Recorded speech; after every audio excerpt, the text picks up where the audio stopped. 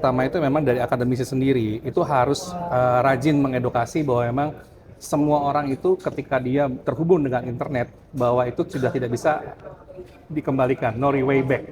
Once sudah connect ke internet, kamu jadi public, seperti itu.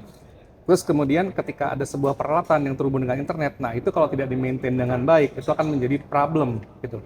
Nah itu yang harus diedukasikan di sekolah. Pemerintah juga bisa melakukan regulasi yang baik. Contohnya untuk membantu industri Indonesia untuk bagaimana bisa bertumbuh dan berkembang. Memang kita di Indonesia memang tidak ada pabrik semiconductor ya memang gitu. Tapi orang-orang Indonesia ini banyak sekali orang-orang yang pintar, yang memang mungkin bisa merakit sendiri gitu. Jadi kalau memang perlu dari pemerintah itu mewajibkan bagaimana caranya agar peralatan-peralatan seperti itu minimal bisa dirakit di Indonesia. Minimal ada orang Indonesia yang paham dan juga bisa untuk membantu untuk update firmware dan juga update yang namanya softwarenya.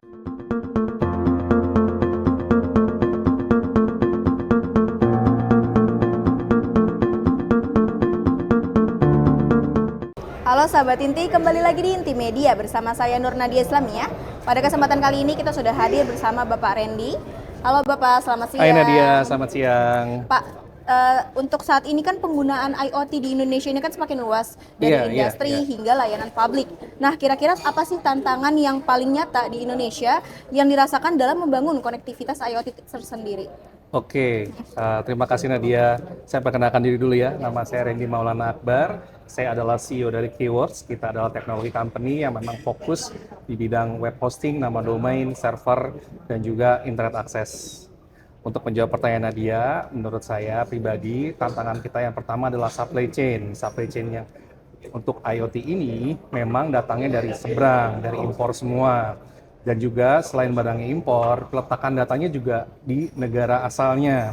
Jadi peletakan data untuk peralatan-peralatan IoT seperti kayak kita ngomongin video ya, kalau di rumah ada teman-teman ada CCTV, kemudian kalau kita ngomongin lagi kayak aplikasi kayak Bell atau kalau enggak smart home dan lain-lainnya, mulai dari water heater, AC dan lain, itu semuanya akan terhubung dengan server yang lokasinya ada di luar negeri sana.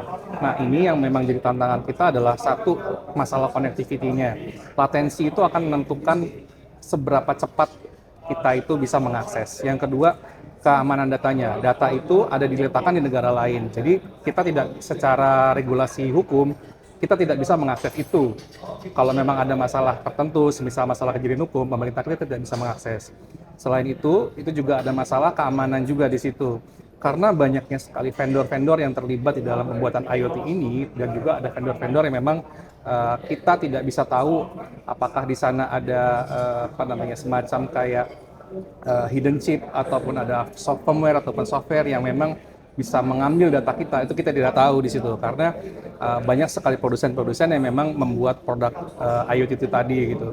Jadi keberagaman hasil produksi itu tadi dari berbagai macam vendor itu juga akan menimbulkan bahaya yang terkait dengan cyber security. Nah, ini juga tantangan kita juga nih di sini. Jadi selain masalah barangnya juga tidak ada di Indonesia pembuatannya, kedua masalah untuk latensi data dan penyimpanan data, kemudian cyber security-nya itu yang jadi masalahnya. Oke Pak. Karena sekarang ini kan banyak banget ya perangkat IoT yang sudah terhubung ke jaringan. Kira-kira apa sih ke sistem keamanan kita ini tuh sudah siap untuk menghadapi keamanan cyber dan kebocoran data di Indonesia? Oke, sebetulnya kalau dibilang siap, saya jawab jujur belum.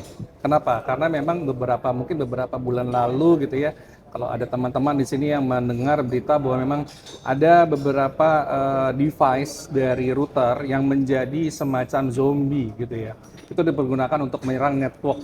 Nah, karena memang device router ini kebetulan kelihatannya tidak diupdate firmware-nya atau ada orang lain yang mengetahui celahnya. Nah, peralatan-peralatan IoT yang terhubung dengan internet ini, kalau kita tidak rajin mengupdate software-nya ataupun kita tidak rajin mengganti, mungkin setiap 2 atau 3 tahun sekali harus kita ganti gitu ya. Nanti karena perubahan teknologi ini terlalu cepat, itu nanti mungkin jadi ketinggalan. Nah, begitu ketinggalan zaman ataupun tidak ada update, itu akan jadi mesin yang amat berbahaya gitu.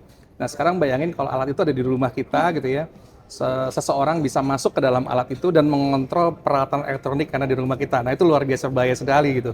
Atau kalau misalnya kita pakai CCTV tapi kita nggak update, tiba-tiba ada orang yang bisa tahu alamatnya hardware-nya di di rumah kita, Dia bisa lihat nih, oh ini rumah aman apa enggak nih. Nah, itu jadi masalah ke kriminal yang lain. Jadi memang konektivitas kepada IoT ini juga memang harus kita pikirkan, di-update enggak gitu. Once dia udah connect ke internet, dia terhubung dengan jalan raya yang besar, siapapun bisa masuk ke sana kalau tidak ada security yang baik. Oke, baik Bapak. Kira-kira apa sih yang masih kurang dalam kolaborasi antara pemerintah, industri, akademisi dalam membangun ekosistem IoT nasional? Oke, kalau menurut pendapat saya pribadi, yang pertama itu memang dari akademisi sendiri, itu harus rajin mengedukasi bahwa memang semua orang itu ketika dia terhubung dengan internet, bahwa itu sudah tidak bisa dikembalikan, no way back. Once sudah connect ke internet, kamu jadi public, seperti itu. Terus kemudian ketika ada sebuah peralatan yang terhubung dengan internet, nah itu kalau tidak di-maintain dengan baik, itu akan menjadi problem gitu. Nah itu yang harus diedukasikan di sekolah. Pemerintah juga bisa melakukan regulasi yang baik. Contohnya untuk membantu industri Indonesia untuk bagaimana bisa bertumbuh dan berkembang. Memang kita di Indonesia memang tidak ada pabrik semiconductor ya memang gitu. Tapi orang-orang Indonesia ini banyak sekali orang-orang yang pintar, yang memang mungkin bisa merakit sendiri gitu. Jadi kalau memang perlu dari pemerintah itu mewajibkan bagaimana caranya agar peralatan-peralatan seperti itu minimal bisa dirakit di Indonesia. Minimal ada orang Indonesia yang paham dan juga bisa untuk membantu untuk update firmware dan juga update yang namanya softwarenya. Gitu. Seperti itu kira-kira Nadia. Oke, sahabat Inti, terima kasih telah menyaksikan sesi forum kali ini. Nantikan topik-topik selanjutnya tentunya dengan isu yang hangat dan aktual bersama saya Nur Nadia Islamiyah hanya di Inti Media.